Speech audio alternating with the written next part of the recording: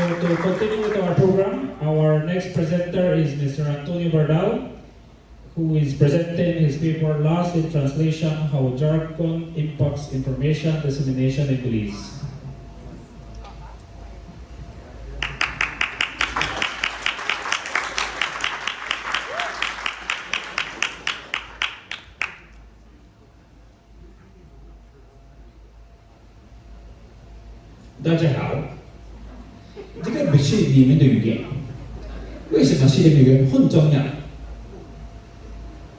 Sorry about that. 010101101000.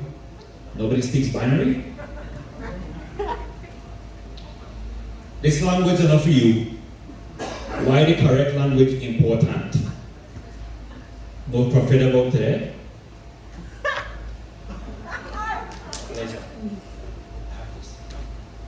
So, I am apologetic about the misuse of language.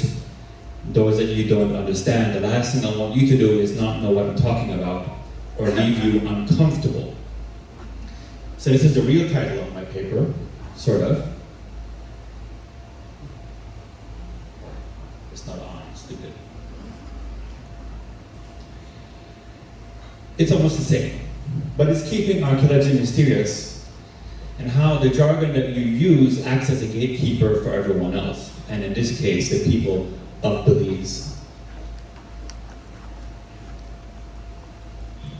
And a lot of this research came from my own master's thesis that I'm going to plug, because I'm shameless. Download.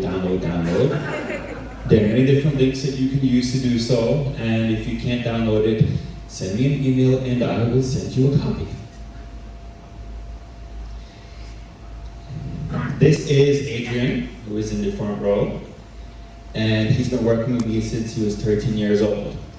And he said this, very astute: it's the responsibility of the archaeologists, because it is their job, your job, to explain your findings to the mass population. I didn't say it, he did. He's in the front row if you want to come after him later. But this is another kind of gate that we have. It's the one that you pass through when you come to Belize. This wonderful country that we all love and some of us live in. It's welcoming. It's beautiful. But then, this is jargon. This is what a lot of you do when you use language people don't know. They're scared to pass through. They cannot. So my harangue for you today is about the use of jargon. And jargon is words that are special expressions used by people in different fields that are generally hard to understand. An archaic form is it's a language that is regarded as barbarous. I like that one very much. And yes, I understand it is ironic that I'm using big words to decry what jargon is, so please don't point it out, Mr. Juan. This is what a harangue is. I am going to define my terms for you. A lengthy and aggressive speech, in this case a 25-minute speech. And this is what the cry is to publicly denounce something. But I want to, in a sense, redefine what jargon is. It's not just language. It's also attitudes and behaviors. So let's take this to a nice place. The Institute of Archaeology, who has put on this wonderful conference that we're all here at, that we've missed. We're all here together again. And in particular, the mission to research, to protect, and preserve the archaeological resources of Belize. Within the IA, we have a lot of educational outreach. Anywhere that this department is invited across the country, they show up to talk and to educate. And the best example of such outreach is this very same conference, started all the way in 2003, and has evolved into an important regional conference, cutting edge technology, but increasingly diverse audience, as you can see. It is well attended, and of course there is the reports published every single year. This is all good. This is why we're here. We're here to learn. But in most cases, a lot of what you talk about amounts to the exact same thing. You dig holes, or you dig underwater. Either way, there's a lot of digging.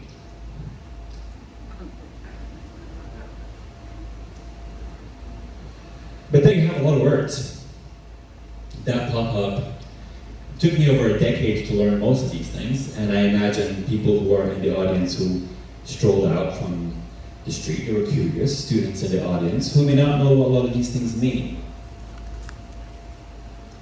So, how do we get archaeologists to discuss things that they know in their blood, in their minds? For you, it's easy to use such words. But when you talk to someone who doesn't know, and you see that glazed look come over their face, that's when you know you're using jargon. So, one part of jargon is also thinking that because we're experts in what we do, that everyone cares what we have to say. That is not true. As Sylvia very, very eloquently put it, because we think that we are the authority that people will listen. But you have to make it relative. Make it important to them. What interests them?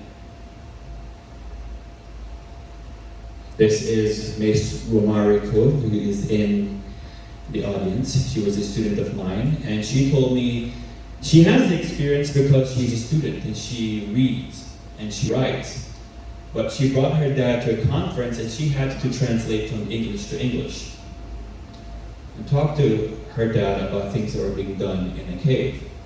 This is not an isolated incident, it happens.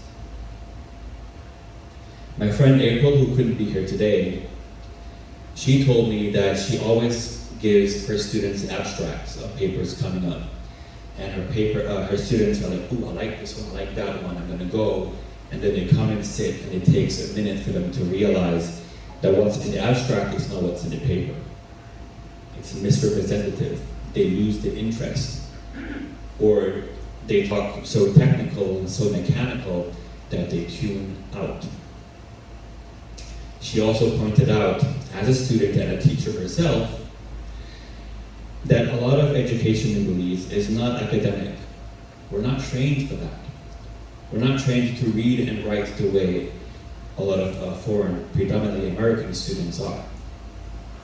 That is something that we should consider. But mid-harangue, just so we can lighten it up, we don't have any jade monkeys either at Shannon and Megan, but we have monkey acrobats. We saw this guy last week. Snapped a picture just in time. I thought it was cute. So, before we get into where I think we should be, just briefly the history of archaeology in Belize. I am currently working on an article that will cover the history of archaeology in Belize. I'm up to page 30, and I'm somewhere around the 2000s. It's quite a daunting task. But we start off with, of course, the European period. There came the Spanish and the British, they did what they did, followed by the exploratory period. We all know what Thomas Gann did. No need to go into details there. I'm just glad none of you are using the same techniques, is all I can say. Then the institutional period, where people came to collect items for museums and universities that are still outside the country, that we hope someday we will get back. This was the last of those periods, the problem-oriented. This is where most of you were and are. You're looking at problems, questions that people have. The last phase, I'm still working on in terms of how to actually define it. Right now, working title is just innovation because things have changed in terms of technology. One of the things that is growing in interest is public archaeology and outreach, because it is as important and should not be treated as something that you do on the side. It's not something that you tack in last minute. It should be an important part of your projects.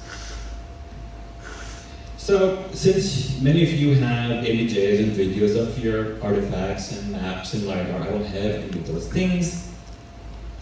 But a new type of consideration is the young Belizean student. They are Belizean, their estimated age, they're pre-classic because they're growing and will become fully formed adults into classic period soon. Stable distribution, well, across the entire country. And yeah, free app on the iPhone 12, for those of you who need a new phone, Gabe. And this is what that array of artifacts now look like. Living, breathing entities, all sizes, shapes, colors, ethnicities, cultures. Their culture. That's what you're here to excavate. It's their history. So, very plainly, all you need to do is know who your non-academic Belizean audiences are. They're not versed in academic language. They're also very reluctant to ask questions. Now, we all know that outside on the street, in the bars and the parties, Belizeans are not shy of being loud. It's why we love them, it's why we love ourselves. But when it comes to asking questions, they don't want to. From our research, we find that they are shy and they don't want to sound, ignorant when asking archaeologists questions. And there is still that divide of us versus them. The archaeologists come in and there's still the colonial legacy that has been left behind, that archaeologists know more. And I don't want to ask because I would sound stupid. They also will not read articles that are long or heavy with jargon. I don't read articles that are long or heavy with jargon. The symposium is a great place, but in the past, that's why I put it was, because I'm very pleased with this year's conference. A lot of papers were simplified. And I'm glad that at the introduction at the banquet, when Dr. Morris suggested and insisted that you know who your audience is and talk to the people of Belize. But nonetheless, sometimes there is still that mechanical delivery which causes people to tune out. It's difficult for all my lay people in the audience to understand what you're talking about. Once again, they don't want to ask questions. And when it comes to the actual papers that are coming out, the RBA takes a year. If you publish your findings in journals, sometimes they require subscriptions. They're expensive, they're online. A lot of people in Belize do not have access to any of those things. So there are many things that you could do to remedy some of that.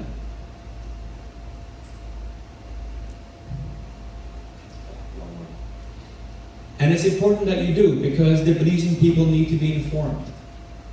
They want to know what's happening in their country. They want to know more about their history.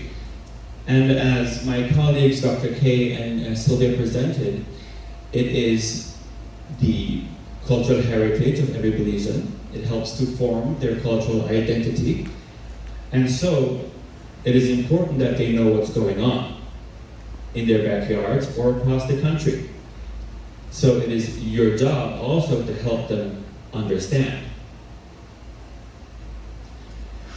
But then I know some people work very far away, in the jungles, far from civilization, so what do you do in that case? Do you say, I can't talk to anyone because I'm too far?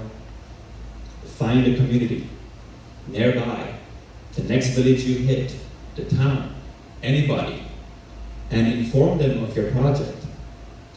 Talk to them about what you're finding, why it's important, why it should matter to them. And also, simplify. This is a blog from the Scrap Project. It is an excellent example of what public archaeology looks like and what the dissemination can and should look like. It's very simple. A blog written quite frequently showing the finds, talking about the history of the site, showing interaction with local people, and when possible, having a Belizean write the blog entry for you. They know their people best. There is a cultural difference that is important to understand. The way that you talk to them is different from how we talk to each other. And these are some of the things that Alston recommends.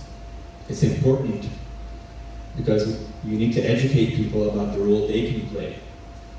When you have a meeting with them, then you can also talk to them about how destructive looting is and can be. Social media is important. Lots of people have social media. I know all of my young students have 3 or 4 different platforms that they have. So talk about topics that may interest them. Tag people, tag communities, tag pages. Anything with culture, history, Belize, share it and reshare it and reshare it. And if that is not enough, those of you who have been here long enough know about the many morning shows in Belize now that want you to come and talk about your project because they want interesting subjects, interesting topics. And it's free publicity. So the theme for this year, talking about realignment and transformations and transitional expressions, is very applicable because there are different ways that you can express your own work, transform how you work, realign how you work, where a public component is not something you do so it looks good on a grant application. It's something you do because it is the right thing to do. You should just have to do it. You should want to do it. And if you don't know how, reach out to those who are doing it very well and ask them, how do you do this? What do you recommend I do? You can all reach out to me. I can give you ideas, Sylvia. And all this will lead to what is going on right now. One of the important things that people are talking about, especially in the US, is to decolonize the work that we are doing. And I cannot tell you how many papers I have read on decolonization in theory, and how few I have read in application. Very, very few, because people like to write about things they can and should do, but then they don't actually do it.